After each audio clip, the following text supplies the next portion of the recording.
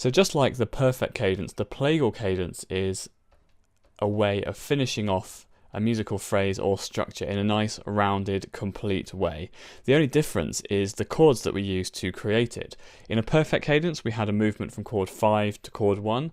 In a Plagal cadence, we just have a movement from chord 4 to chord 1. So with our Roman numerals, this is chord 4, and we move to chord 1.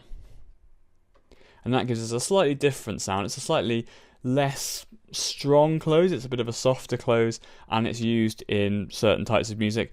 You often get it in hymn tunes. People often call this the Amen cadence, and I'll play it in a moment and maybe you'll see why.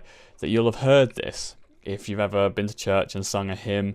The Amen cadence is often used at the end of a hymn to give it a nice, pleasant, soft close. All it is again just this movement from chord 4 to chord 1. So if we were in the key of, let's say, E flat, a Plagal cadence would be made if we moved at the end of a phrase from a chord of A flat major to a chord of E flat major, because A flat is chord 4 in the key of E flat, and obviously E flat is the tonic chord. So let's just have a quick listen to a phrase that ends with a Plagal cadence.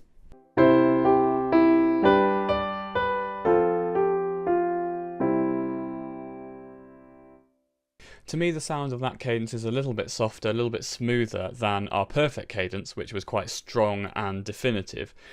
One place that you hear the Plagal cadence loads is in gospel music or in blues music. Lots of people like to use this as a way of finishing off their piece, and it's kind of very typical of the style. So have a quick listen to this.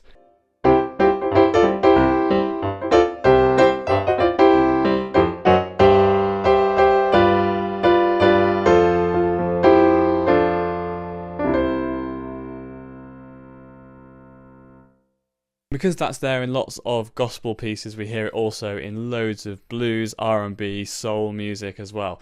And it's a really nice sound, I really like it. So that is the Plagal cadence, when we complete a musical phrase with a cadence moving from chord 4 to chord 1.